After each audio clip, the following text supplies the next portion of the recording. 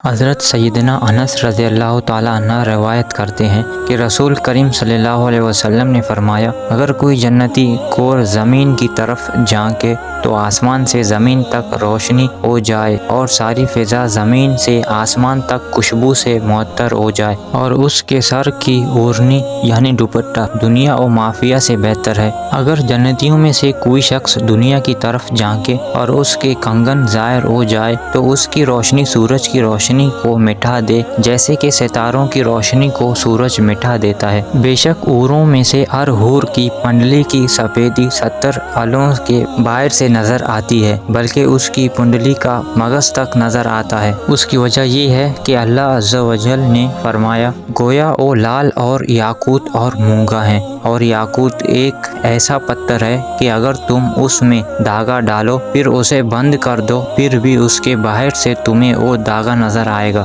رسول اللہ صلی اللہ علیہ وسلم نے فرمایا، جبریل امین نے مجھے بتایا، جب کوئی آدمی کسی حور کے پاس جائے گا تو وہ اس سے معانقہ اور مصافحہ کر کے اس کا استقبال کرے گی۔ پھر رسول اللہ صلی اللہ علیہ وسلم نے فرمایا، پھر تم اس کی جن انگلیوں سے جاؤ پکڑو، اگر اس کی انگلی کا ایک پورا دنیا پر ظاہر ہو جائے تو اس کے سامنے سورج اور چاند کی روشنی مان پر جائے، اور اگر اس کے بالوں کی ایک لٹ ظاہر ہو جائے تو مشرق و مغرب کی ہر چیز اس کی پاکیزہ خوشبو سے بھر جائے۔ جتنی شخص اپنی مسیری پر بیٹھا ہوگا، اچانک اس کے سر پر ایک نور ظاہر ہوگا، وہ گمان کرے گا کہ شاید اللہ عز و جل اپنی مخلوق پر نگاہ کرم فرما رہے ہیں، لیکن جب وہ اس نور کو دیکھے گا تو وہ ایک حور ہوگی جو یہ کہہ رہی ہوگی، اے اللہ عز و جل کے ولی، کیا تمہارے پاس ہمارے لیے وقت نہیں ہے؟ وہ پوچھے گا، تم کون ہو؟ تو وہ کہے گی، میں ان عوروں میں سے ہوں جن کے بارے میں اللہ تبارک و تعالیٰ نے فرمایا ہے، اور ہمارے پاس اس سے بھی زیادہ ہیں۔ پھر وہ اس کی طرف رخ کرے گا تو دیکھے گا کہ اس کے پاس جو حسن و جمال ہے وہ پہلے والی حوروں میں نہیں۔ پھر جب وہ اس حور کے ساتھ اپنی مسیری پر بیٹھا ہوگا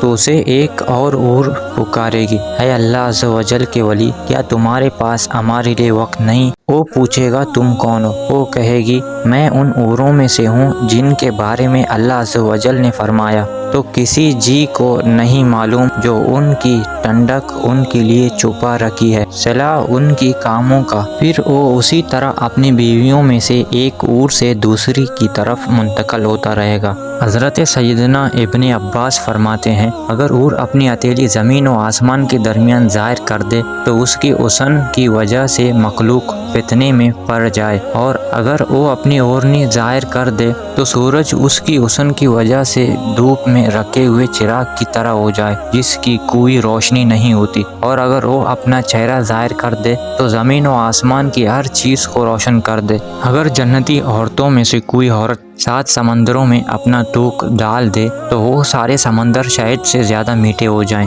حضرت سیدنا ابن عباس رضی اللہ تعالی عنہ فرماتے ہیں کہ ایک دن ہم حضرت سیدنا کعب الاحبار رضی اللہ تعالی عنہ کے ساتھ بیٹھے ہوئے تھے کہ آپ نے فرمایا، اگر آسمانی حور کے ہاتھ کی سفیدی اور اس کی انگوٹھیاں زمین و آسمان کے درمیان لٹکا دی جائے تو اس کی وجہ سے زمین اس طرح روشن ہو جائے جس طرح سورج دنیا والوں کے لیے روشن ہوتا ہے۔ پھر فرمایا، یہ تو میں نے اس کے ہاتھ کا تذکرہ کیا ہے، اس کے چہرے کی سفیدی اور حسن و جمال اور اس کے تاج کی یاقوت و زبر جد کے حسن کا کیا عالم ہوگا۔ اگر آپ ہمارے چینل پہ نئے ہو تو چینل کو سبسکرائب کریں اور ساتھ میں بیل آئیکن دبائیں تاکہ آپ کو ہماری آنے والی ویڈیو آپ تک پہلے پہنچ سکے۔ اللہ حافظ۔